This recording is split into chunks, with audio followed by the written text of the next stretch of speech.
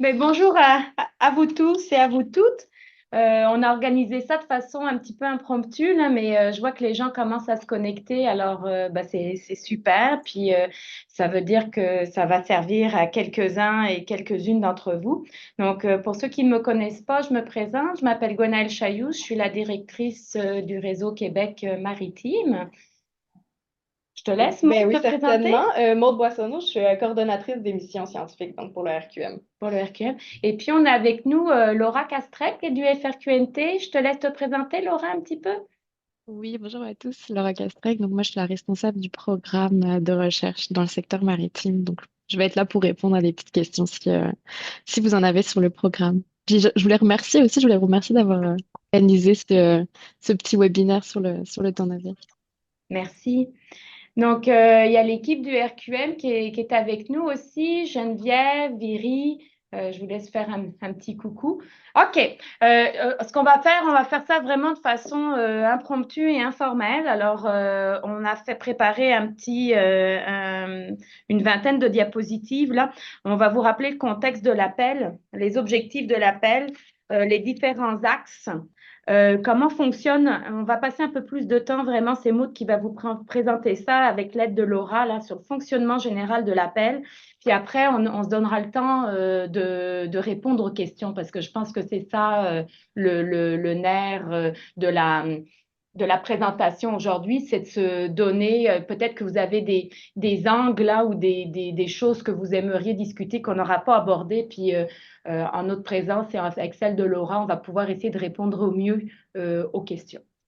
Donc, je vous rappelle qu'en décembre 2023, il y a eu une annonce de financement de 10 millions de dollars en soutien à la recherche dans le secteur maritime par le gouvernement du Québec.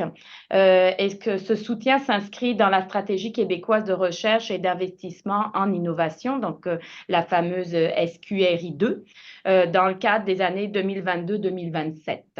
Donc, ce soutien-là a été annoncé autour de mi-décembre, je ne sais pas si vous vous souvenez, là. Et en février, on a eu un... Donc là, le FRQNT et avec le MEIE, ils ont poursuivi les discussions avec nous, le RQM, pour s'assurer que le programme convienne. Donc, il y a eu des échanges là pour que le programme convienne à la communauté, puis répondre le plus possible aux besoins, hein, à nos besoins, à nous en tant qu'utilisateurs et acteurs de cette communauté de recherche dans le secteur maritime. En février 2023, c'est arrivé, on était sur la Munson, nous, dans le cadre du programme Plein, je ne me souviens plus exactement quelle date, il me semble que c'est le 16 ou le 17 février, hein. Il y a eu le renouvellement officiel du partenariat avec le lancement du premier concours, donc le concours dont on parle ici, là, pour la période 2024-2025. Et dans ce nouvel appel à concours FRQ maritime, on va l'appeler, il y a cette fois-ci, pour une première fois, les temps navires qui sont associés. Donc, c'est vraiment ce lien-là dont on va parler aujourd'hui, le lien entre le temps navire et l'appel à projet. Vous avez ici une, un timeline, là, comme on appelle ça, une ligne du temps. Une ligne du temps, voilà, avec les différentes dates à retenir. Donc, notre première date à retenir après le webinaire, là, c'est le 18 avril. C'est la pré-demande. On va passer à travers tout à l'heure. Et la deuxième date vraiment très importante à retenir est le 9 septembre. Vos demandes de projets et de temps navire sont à faire le 9 septembre. Donc, entre le 18 avril et le 9 septembre, bien sûr, il y a du travail de production du projet et il y a un travail aussi en amont à faire avec le RQM pour vos demandes de temps navire. Les projets sont évalués au début de l'automne par le FRQ et peut-être, Laura, tu pourras peut-être plus nous en dire sur le processus d'évaluation. En tout cas, la communauté aura la réponse en novembre 2024. Les annonces des résultats est prévue autour du mois de novembre. Et bien important à retenir que le premier temps navire, finalement, la première période couverte de temps navire par cet appel, c'est seulement au cours de la saison 2025, hein.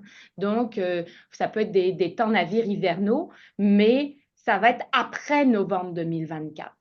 Donc, ça, c'est donc bien dire à nos collègues que la demande de temps navire qui va être, ou la pré-demande qui va être faite au mois d'avril ne couvre pas les demandes de temps navire pour cet été.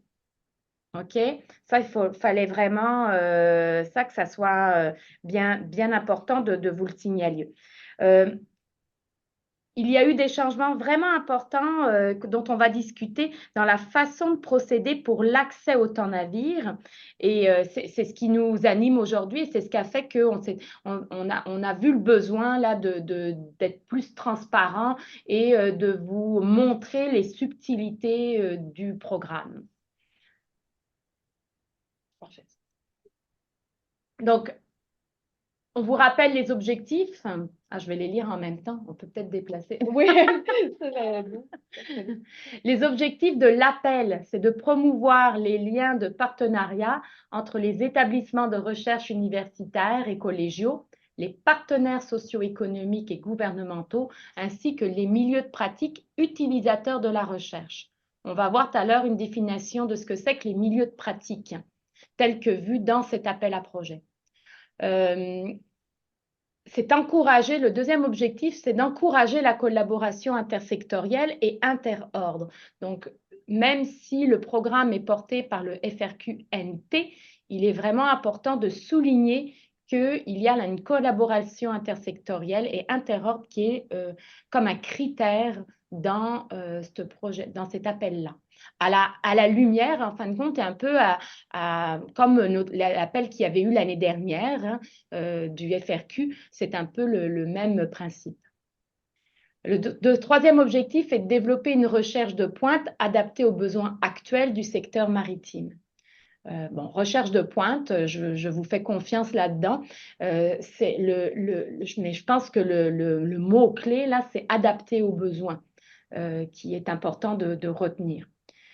Et il y a le quatrième, donc c'est de former une relève scientifique. Donc un peu comme à la dernière mouture, on avait un certain pourcentage du budget qui était dédié au HPQ, donc au personnel hautement qualifié, mais plus précisément aux étudiants de bac, de maîtrise et de doctorat. Donc les agents de recherche, nos professionnels de recherche sont moins visés par ce critère-là ou par cet objectif-là. Est-ce que tout est clair pour tout le monde? Je ne vous vois pas finalement. Donc, si vous avez des questions là à Laura ou à moi ou à Maude, vous intervenez. Là, on est suffisamment peu nombreux pour que vous puissiez juste prendre la parole. Oui, tout à fait. Est-ce que c'est correct pour vous? Ça semble Je vois bon. des pouces. OK, super. Ok. Je peux prendre Ouais, le vas-y. relais? Parfait. Donc c'est ça. En termes d'objectifs généraux, on est quand même dans quelque chose d'assez classique, là. Je pense que vous avez déjà travaillé là, avec ce type d'objectifs-là. Je crois que les axes prioritaires, ça va être un petit peu la même chose. Donc, on est dans quelque chose un territoire connu. Donc, le premier axe, ça va être la protection et la préservation de l'environnement du Saint-Laurent. L'axe 2, le développement économique durable du secteur maritime. Et le troisième, la recherche et le développement pour répondre aux enjeux des communautés riveraines du Saint-Laurent. Donc, c'est ça, on est dans quelque chose que je crois, avec les noms que j'ai vus, qui ne devraient pas trop vous être étrangers.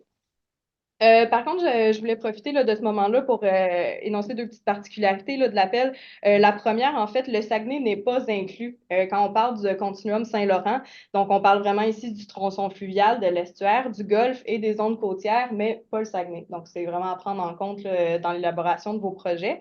Puis, je tiens à rappeler que tous les bateaux sont inclus là, dans l'appel. Donc, on ne parle pas seulement du Coriolis, de la Munson et tout sûr qu'on peut penser là, plus qu'on pense en premier, là, d'habitude, où ça peut arriver. Bref, ça dépend des gens, mais il y a aussi les plus petits bateaux, le Lemsilis, il ne faut toujours pas l'oublier. On veut vraiment encourager, là, justement, là, d'aller chercher des nouvelles plateformes de recherche qui correspondent peut-être mieux à vos besoins, puis auxquels on n'aurait pas nécessairement pensé. Donc, on va essayer de travailler ensemble là, à cet aspect-là.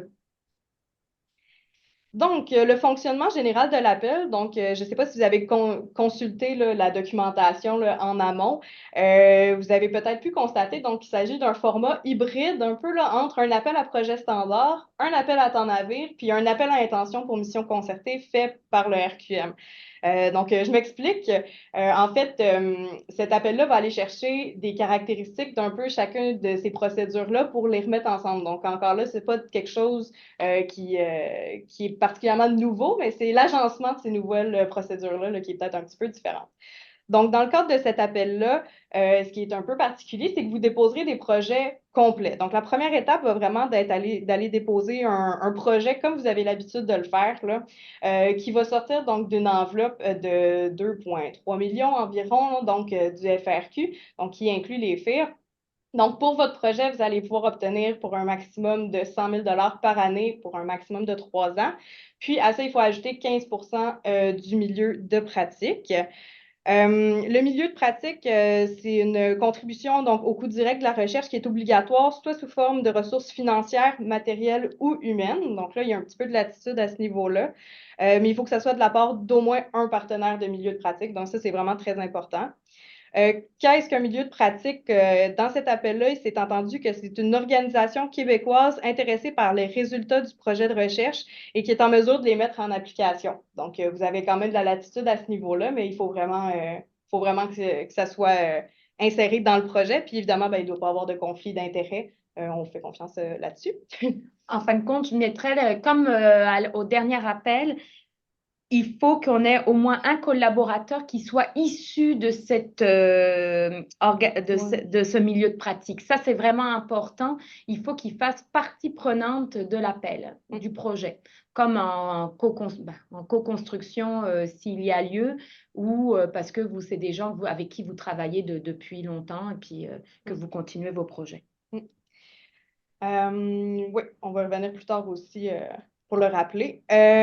Donc, c'est ça. Donc, ça va être vraiment la construction donc, pour la portion projet. Puis là, ensuite, vous allez venir ajouter, en fait, le temps navire. Donc, le temps navire va sortir d'une enveloppe externe. Donc, ce n'est pas une dépense qui est admissible au financement que vous avez obtenu dans votre projet. Ça va vraiment être quelque chose à part. Donc, vous faites pratiquement une demande projet, puis ensuite une demande temps navire.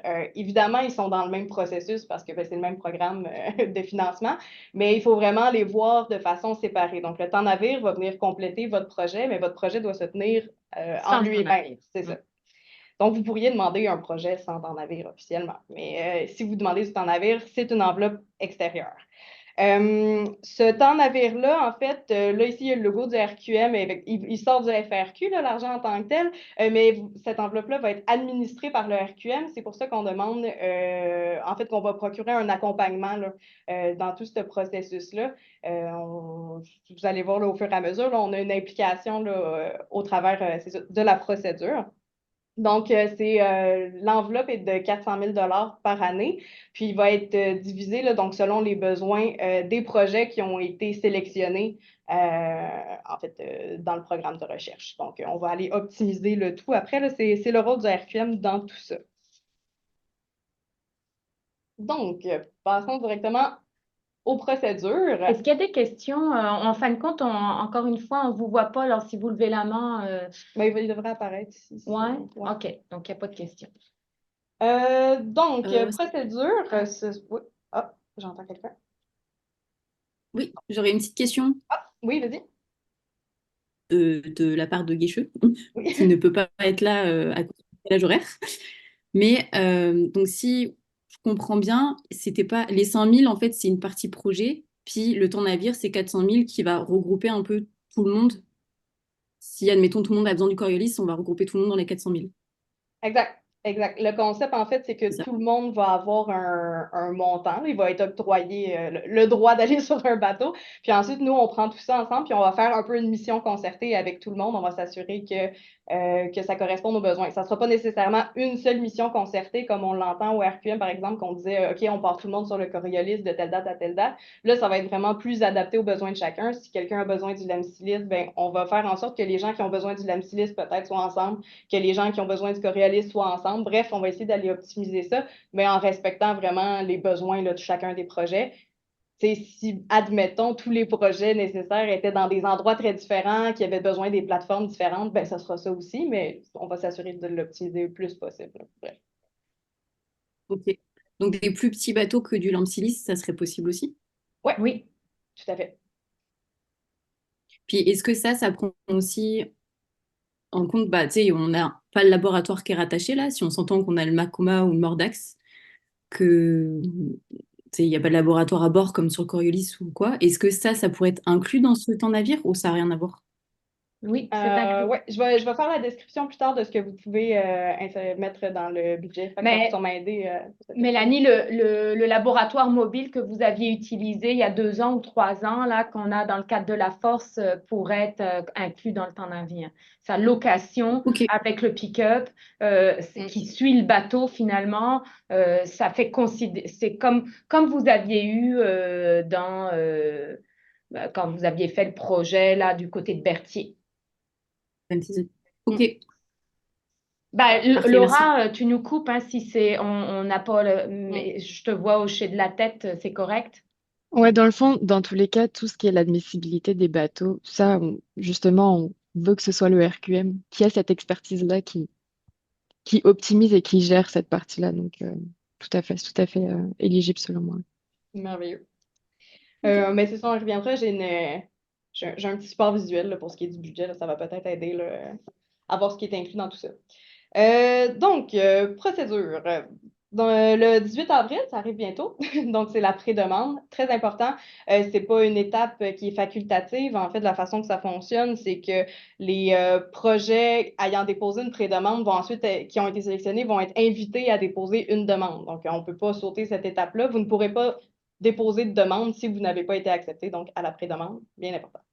Le but de la pré-demande, c'est d'évaluer l'adéquation et la pertinence des projets par rapport aux objectifs puis aux besoins identifiés par les FRQ et le MIE. Donc, un peu comme on a parlé là, avec les objectifs et les axes.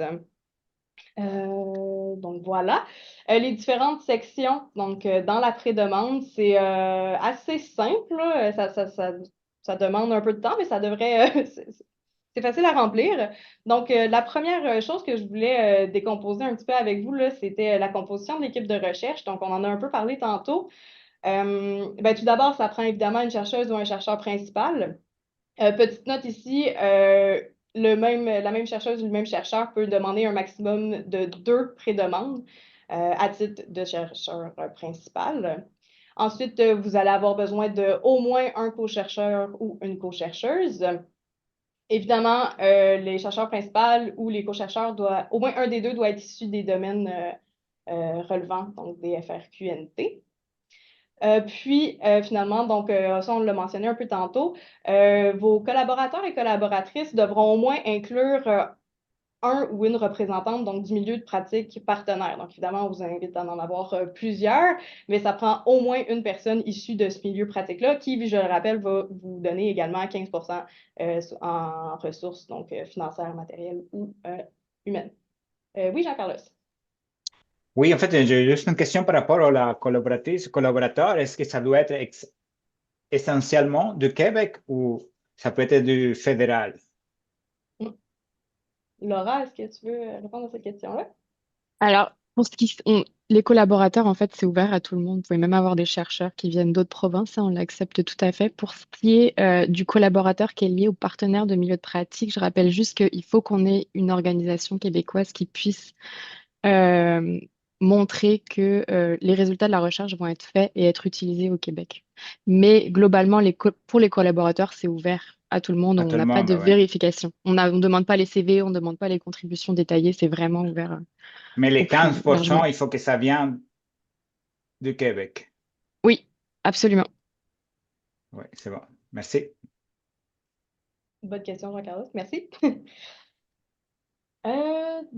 Ensuite, après la composition de l'équipe de recherche, bien évidemment, vous devrez faire une description du projet élaborée sur la pertinence du projet là, dans les objectifs et les axes. Ça, c'est assez classique. Là. Je vous laisse consulter le guide là, aussi, là, qui est, avec plusieurs informations.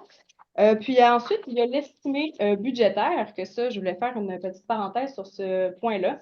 Donc, dans la pré-demande, il n'y a pas de temps navire inclus à cette étape-là. Donc, vous n'avez pas besoin de faire état de vos besoins en temps navire pour le budget de la pré-demande. La seule chose qui vous est demandée, en fait, c'est selon votre statut là, de chercheur, donc 1, 2 ou 4, bien, vous devez allouer au moins 30 donc, au PHQ, puis ensuite 70 au reste du projet, ce qui est dans les normes. Là. Puis c'est ça pour les chercheurs de statut 3, donc de collège, ben, pour vous, c'est 10 de PHQ et 90 pour le reste du projet.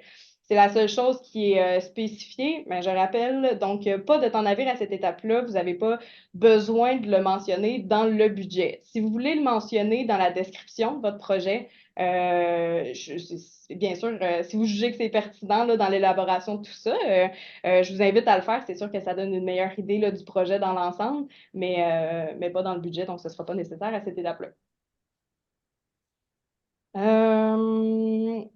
Donc, juste pour voir les autres catégories là, que vous aurez à remplir, ce sera suggestions d'experts et d'experts, puis les contributions des partenaires au projet, qui est un formulaire à remplir, puis d'autres documents là, selon le cas. Mais je vous invite, c'est ça, à consulter le guide. Là, ça va vous donner une bonne idée là, de ce qui est demandé dans chacune des étapes. Ensuite, pour ce qui est de la demande, donc la date limite, je le rappelle, c'est le 9 septembre. Donc, vous avez le temps de développer le tout. Donc, il y a plusieurs catégories là, qui se rajoutent. Donc, on parle de dégagement pour ceux que À qui ça s'applique? à qui ça s'applique, merci. Ensuite, bon, interruption, ralentissement des activités de recherche, encore une fois, pour ceux que ça s'applique. Expérience et réalisation, description du projet, EDI. Ensuite, le lien entre votre projet et les objectifs du développement durable des Nations Unies, les contributions au projet, formation à la recherche, encore une fois, la contribution des partenaires. Ensuite, le budget et les autres documents qui vont comprendre, dans la section autres documents, l'attestation du RQM pour le temps navire. Donc, moi, c'est ce qui m'intéresse de vous partager aujourd'hui. Le reste, je crois que c'est des choses que vous êtes quand même assez habitués, mais sinon, on pourra poser des questions ensuite là, directement à Laura. Mais on va parler ici du budget. Donc, à l'étape de la demande, c'est là que ça va être important de vraiment plus développer cette section-là. Donc, il va y avoir la première portion de votre budget, évidemment, qui va être pour votre projet. Là. Donc, ce qu'on entend comme les PHQ, les matériels, les analyses, etc., comme d'habitude. Mais vous devrez ajouter la section, donc, temps navire. Dans cette section temps navire-là, qu'est-ce qu'on va avoir besoin? C'est le montant global, la justification d'utilisation du montant, le nombre de jours, puis le lien, évidemment, là, du temps navire avec l'activité de recherche proposée. Donc, pour développer le montant global, bien évidemment, ça va être important d'aller regarder là, chacune des dépenses qui sont admissibles pour ne pas en oublier.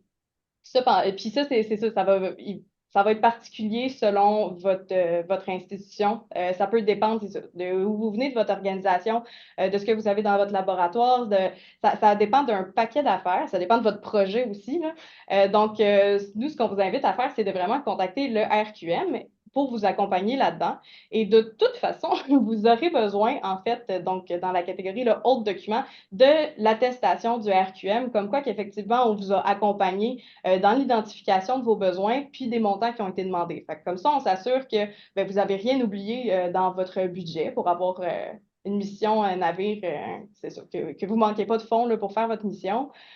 Puis on va s'assurer aussi ensuite que c'est ça qu'on puisse venir optimiser là, les projets de tout le monde là, avec ces informations-là. Donc, en travaillant ensemble, on va être capable de se monter une saison navire 2025 qui est le plus optimum possible là, pour les équipes qui vont avoir été financées.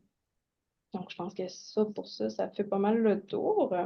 Peut-être passer à travers ce que a demandé Mélanie, tu vois. Ouais, les frais admissibles, mais ça, comme c'est vraiment spécifique à chacune des équipes, je vous invite à me contacter directement, puis on va pouvoir les regarder ensemble, qu'est-ce qui est admissible, qu'est-ce qui ne l'est pas. En gros, là, on peut regarder les grosses catégories. Là.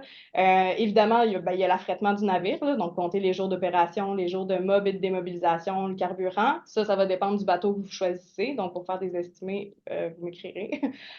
Puis ensuite, ben, les frais accessoires, évidemment, on a le transport des équipements, on a les contrats de service, du quayage, des communications, des déplacements. Puis encore là, peut-être que votre projet va demander des choses supplémentaires qui ne sont pas dans ce tableau-là. Là. C'est vraiment une idée de ce que ça peut contenir. Mais bref, il y a plusieurs catégories là, à considérer, à ne pas oublier. OK. Ah, Jean-Carlos. Oui, Jean-Carlos? Oui, en fait, je reviens avec ton budget, mais ça, c'est ça, la plupart de ces informations-là, c'est dans le devis qu'on doit demander au navire, non? Oui, mais c'est pas toi qui demanderas le devis du navire. C'est le RQM qui va le faire pour toi. OK, alors moi, je dis, je veux aller à bord de l'Amundsen et c'est l'RQM qui va contacter Amundsen pour demander toute cette information-ci. Oui, exactement. Mm. Ouais, OK, c'est bon. Merci. OK. Donc, juste pour faire un petit... Ah oui, ben juste noter l'attestation du RQM, c'est pas une étape qui est éliminatoire, là, on vous dira pas non, ça n'a pas de bon sens. C'est vraiment dans le but de vous aider là, à déposer une demande qui est conforme, qui est valide, puis pour nous aider là, dans les étapes de planification ensuite. Là. Donc, faut pas s'inquiéter à ce niveau-là. Je veux juste l'enveloppe de 400 000, c'est pas une enveloppe individuelle par projet. Hein. Mm. C'est une enveloppe collective que la communauté a pour l'été 2025. Donc, nous, tous ensemble, là, c'est pour ça qu'on parle d'optimisation. On a 400 000 pour faire fitter tous vos projets là-dedans. Je veux Ouais, juste rappeler ça. ouais. Merci de la spécification, effectivement. Ben justement, là, Puis je vais juste dire tous les projets qui vont être acceptés par les FRQ, dans tel FRQNT, là, Ouais. juste pour Mm. clarifier. Effectivement. Donc, ces fonds-là, donc ce 400 000-là, ne seront pas directement versés dans les projets qui ont été sélectionnés, mais ils vont bien être pris en charge par le RQM. Donc, nous allons avoir l'administration de cette enveloppe-là. C'est pour ça qu'on parle beaucoup d'optimisation puis de maximisation de ce que vous allez avoir planifié là, dans vos temps navires. Donc, on s'assure que c'est ça, les projets des équipes vont être viables, puis on va pouvoir les mettre, probablement les mettre ensemble, ou bref, d'optimiser tout ça. Puis c'est ça, le but c'est vraiment d'offrir un maximum aux équipes qui vont être sélectionnées avec le budget annuel de 400 000. Donc, on n'essaie pas d'enlever quoi que ce soit à personne. Oui, Jean-Carlos? Oui, en fait, j'ai une question pour Madame Castré. En fait, je me demande, en fait, sur quelle base vous avez choisi le montant de 400 000, en fait? Ça a été des... Est-ce qu'il y a une démarche logique pour dire on dispose seulement de 400 000 pour...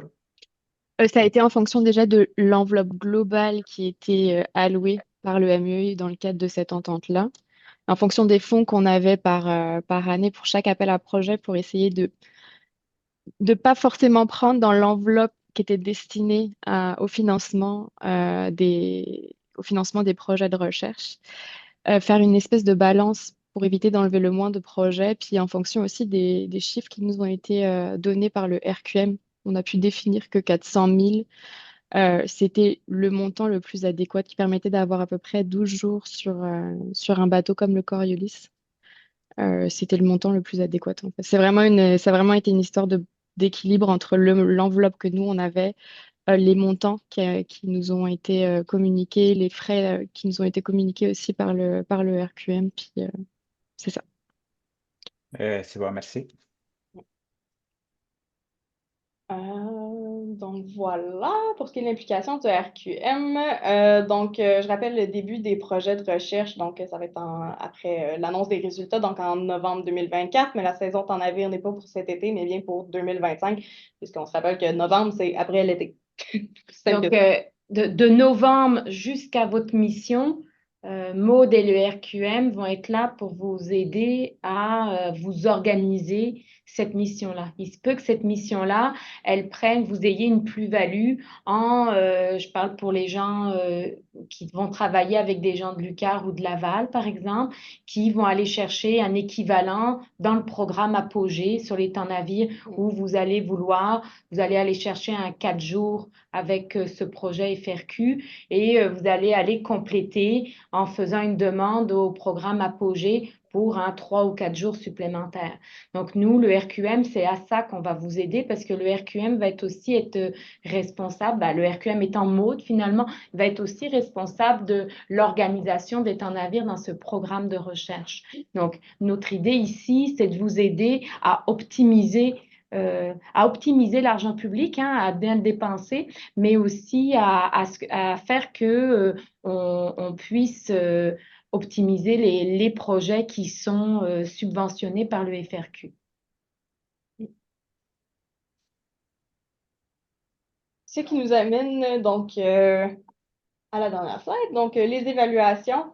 De la façon que ça va être fait, donc pour la pré-demande, donc comme je disais, là, que seules les personnes qui vont avoir été à passer cette étape-là de la pré-demande vont pouvoir déposer une demande. Mais ça va être déterminé par le comité de pertinence. Donc, ils vont aller regarder l'adéquation, la clarté et l'importance stratégique du projet, la nature et l'importance des retombées, puis l'importance et la pertinence du partenariat établi pour la réalisation du projet. Puis, un coup que ça va être fait, donc pour la demande, ça va passer à un comité qui est scientifique, donc qui va aller regarder la qualité scientifique du projet, la qualité scientifique de l'équipe, la formation d'étudiantes et d'étudiants ainsi que de spécialistes dans le domaine, la qualité du plan de mobilisation des connaissances et de transfert des résultats, puis la prise en compte des principes d'équité, diversité et inclusion. Donc, c'est quelque chose qui est assez commun, là, je pense que dans les comités d'évaluation. Donc voilà, je pense qu'on a fait le tour des informations, mais là, on est prêt pour vos questions. Allez-y. Oui, Dominique. Oui, bonjour tout le monde. Peut-être une question d'intérêt général là, de ma part. Lorsque Gwenaëlle a démarré cette présentation-là, elle a mentionné c'était quoi les critères de base, et puis là-dedans, il y avait l'aspect intersectoriel et puis interordre qui a été mentionné comme étant une obligation par Gwenaëlle. Lorsqu'on regarde le guide d'appel, c'est pas mentionné comme ça. C'est mentionné que c'est encouragé, mais ça fait pas partie des critères Ouais. d'évaluation. Donc, je me demandais, c'est quoi finalement, c'est quoi la réalité là, de cet appel-là par rapport à cette question? Ben, vas-y Laura, mais moi, ma compréhension, c'est que c'est encouragé, puis que je vous encourage fortement à continuer à le faire parce on sait le faire et on sait bien le faire. Donc, pour les projets qui vont dans ce sens-là, c'est une plus-value. Laura, Mais tu as c'est pas dans la grille c'est pas dans la grille de critères d'évaluation. En fait, merci Gwenaëlle. En fait, si ça fait partie du critère numéro 1 de l'évaluation scientifique, l'intégration justement des aspects un peu socio-économiques ou de santé dans le projet. Donc, c'est vraiment à travers l'évaluation scientifique qu'on essaye de valoriser cet aspect intersectoriel ou interordre. OK, donc c'est un critère obligatoire. En fait, c'est rentré dans le critère 1 de l'évaluation scientifique qui a trait plus globalement sur la qualité scientifique du projet. OK, parce que je pense que ça, c'est quelque chose qui n'était pas clair, il va y avoir beaucoup d'incompréhension, je pense, par rapport à ce point-là, compte tenu des discussions que j'ai eues avec les gens qui me mentionnaient souvent, ah, on note que c'est pas comme la dernière fois que ce critère-là est encouragé, mais n'est plus obligatoire. Et dans le premier appel à projet, il était effectivement aussi encouragé, pas forcément obligatoire. Mais c'est vrai qu'on l'a rajouté dans le critère d'évaluation justement pour que ça ait une portée un peu plus logique dans ce qu'on recherche. Mais je peux noter que c'est pas forcément clair et qu'on devra peut-être Peut-être mettre ça comme... plus en avant sur le prochain appel à projet. C'est Dominique, bon. quand Merci. tu dis que c'est pas clair, c'est parce que quand on parlait pas des collaborateurs, mais des co-demandeurs, il n'y a pas une demande explicite que ce soit des co-demandeurs d'un autre secteur, c'est ça? Exact. C'est un exemple, là, ouais. Il y a pas aucun endroit dans le document où c'est écrit noir sur blanc que c'est un critère qui est un critère finalement passe ou casse, là. Sauf dans le Tandis que critère d'évaluation. Mm. c'est ça. Parce que la façon dont Gwenaëlle l'a présenté, c'est que s'il n'y a pas d'aspect soit intersectoriel ou soit interordre, le projet n'est pas recevable. C'est ce que j'ai compris avec la présentation, mais c'est pas ce qu'on comprend à la lecture du document par OK. contre. Moi, c'est ce que j'avais compris aussi, Dominique, que c'était pas recevable, mais j'ai pas lu tout le document. Et je peux peut-être expliquer, il y a deux choses là-dedans, là, moi, de ce que je comprends. Au niveau de l'admissibilité des demandes, donc vraiment de l'admissibilité administrative, c'est pas un critère qui va faire qu'on va éliminer la demande. Par OK. contre, la demande ou la pré-demande, par contre, c'est vrai que on ne veut pas l'obliger, mais on l'encourage. Et pour l'encourager, on l'a rajouté dans le critère Mm. d'évaluation, de l'évaluation scientifique sur la qualité du projet. Mais C'est ce n'est bon. pas un critère qui fera que la pré-demande ou la demande va être éliminée d'office s'il n'y a pas cet aspect-là. OK, c'est bon. Merci. Ouais, c'est plus clair. Mm. Ouais. Merci, Merci, Nick. Dominique. Merci. Cédric a disparu. Cédric? Bah, vous avez répondu à ma question, là, c'était exactement ça. Surtout en ce qui concernait l'équipe de recherche. Je voulais savoir s'il fallait que les co-chercheurs soient intersectoriels ou pas. La seule demande en fait qu'on a au niveau de l'équipe et notamment des domaines de recherche dans l'équipe, c'est qu'il y ait obligatoirement un chercheur, que ce soit un co-chercheur ou un chercheur principal du domaine NT. Après, c'est très ouvert, libre à vous d'avoir des chercheurs provenant d'autres domaines ou pas. Ok. La seule demande, Ok. c'est vraiment d'avoir un chercheur NT dans l'équipe de recherche. Laura, est-ce que ça veut dire que l'intersectorialité ou l'inter-ordre peut venir des collaborateurs? Si on a des collaborateurs qui sont pas dans l'ENT, mais qui sont pas professeurs ou pas affiliés à un collège, est-ce que cette intersectorialité peut être prise dans les collaborations? Et ça, les collaborateurs peuvent tout à fait venir provenir de différents domaines, mais il faut noter que quand on parle d'équipe de recherche sur le domaine administratif, entre guillemets, on parle vraiment des chercheurs principaux et des co-chercheurs. OK. Mais les collaborateurs peuvent aussi, bien sûr, devenir, puis en fonction de la manière dont les collaborateurs sont intégrés dans le projet, ça sera pris en compte dans tous les cas par les évaluateurs. Donc, ils Mais peuvent tout à fait être... advenant, Laura, que ton collaborateur fait une analyse socio-économique, là, tu coches le critère. Là, ça répond à ton critère 1 là, dans le critère scientifique, dans la qualité scientifique. Là. Mais ça, après, ça dépendra. Tout ce qui est lié aux critères d'évaluation scientifique ou de la pertinence, c'est vraiment les membres, les membres de ces comités-là qui répondent à ce. Donc, je ne peux pas me soustraire à ce que eux vont décider là-dessus. Mais bien sûr que si ça pourrait répondre à ça, si ça fait partie intégrante du projet, bien sûr que ça répond à ce critère-là. Merci. Ah, Organisation bleue, je Ouais. pense. Dominique, toi, c'est une vieille main, j'imagine. Tu es encore là ou. Je pense que oui. Marie.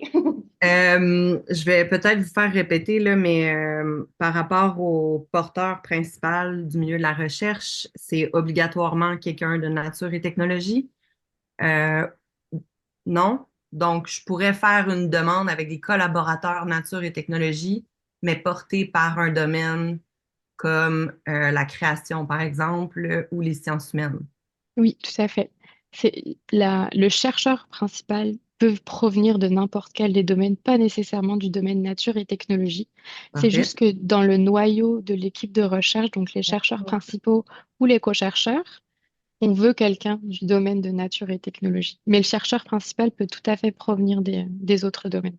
OK, c'est une nuance qui est quand même importante. J'ai une deuxième question par rapport aux missions concertées. Ce n'est pas tous les projets qui se collent à des missions concertées. Par exemple, un projet passé qu'on a réalisé avait vraiment besoin de sa propre plateforme de recherche dans l'éventualité où on pourrait soumettre des propositions de navires qui sont beaucoup moins dispendieux. Est-ce que c'est une éventualité possible de pouvoir affréter finalement un navire avec un seul projet, mais qui concilie plusieurs chercheurs et qu'on déciderait nous-mêmes des chercheurs qu'on met à bord? Oui, oui, tout à fait. Même que ça va être encouragé là, d'aller chercher des nouvelles plateformes. Là, c'est vraiment ce qu'on essaie de faire quand on parle justement de mettre en place un peu une mission concertée. Puis on a Tantôt, Laura a mentionné que le montant de 400 000 avait été calculé sur un 12 jours de Coriolis, par exemple, mais ça, c'est vraiment juste un Ouais. cas de figure pour donner un chiffre. Si les projets demandent justement d'autres plateformes, c'est sûr qu'on va aller vers ça, des plateformes qui coûtent moins cher, c'est encore mieux. Ouais. Mais on va quand même essayer d'aller chercher le concept des missions concertées dans le sens où on va essayer d'optimiser même ce type de projet-là. Si vous êtes deux projets, par exemple, qui demandent un petit navire dans la même place, ben peut-être qu'on va coller tout simplement en termes d'horaire, vos deux projets, par exemple. Fait qu'on va pouvoir éviter un jour de mobilisation, de démobilisation, mais vous aurez quand même votre plateforme de recherche. Bref, ça va être à discuter, puis c'est ça qu'on va faire avec justement tout l'accompagnement à travers ces projets-là. On va s'assurer que les besoins de tout le monde soient vraiment répondus, puis le mieux possible, là. Il n'y a personne qui OK. va en OK. partir dans son projet. Parfait. Merci beaucoup.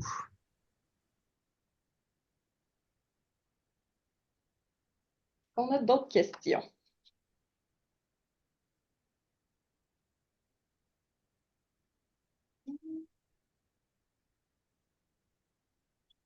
Ça fait le tour pour notre groupe.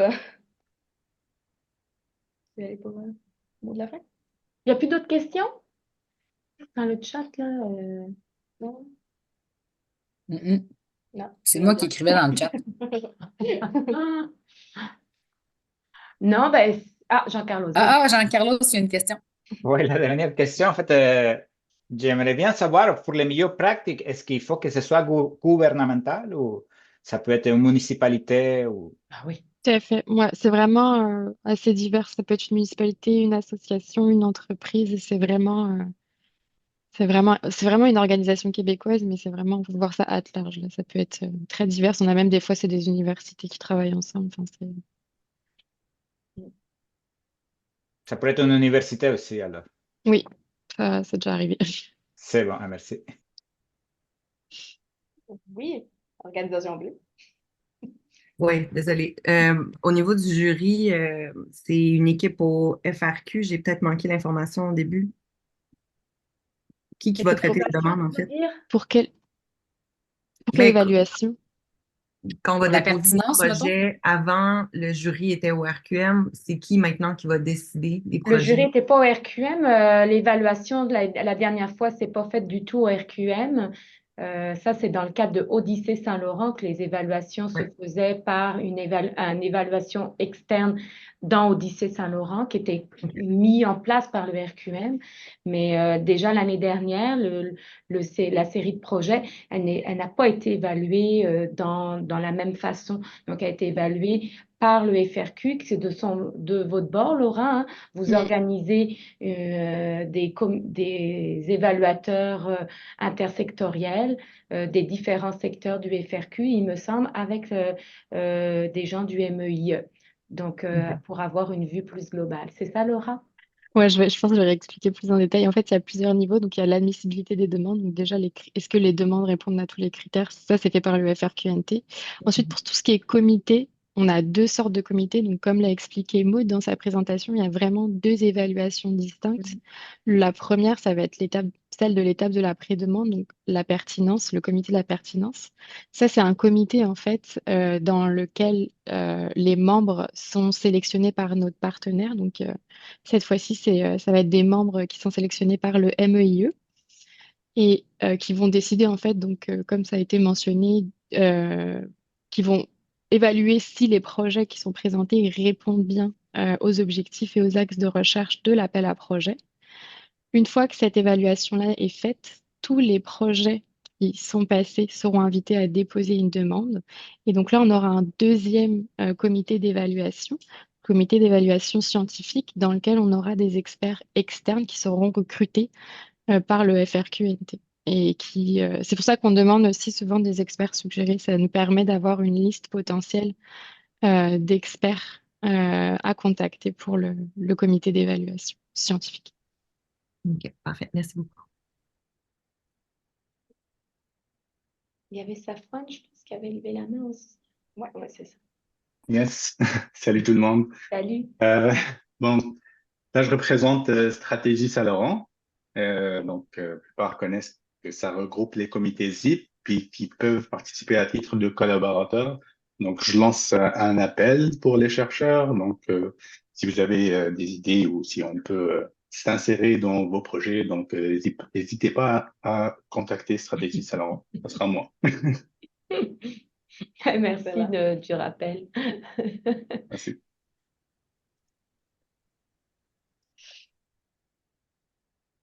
Avez-vous d'autres questions? J'ai Moi, je me un- demandais juste si Laura, tu avais des choses à ajouter par rapport à ce qui s'était dit ou si c'était.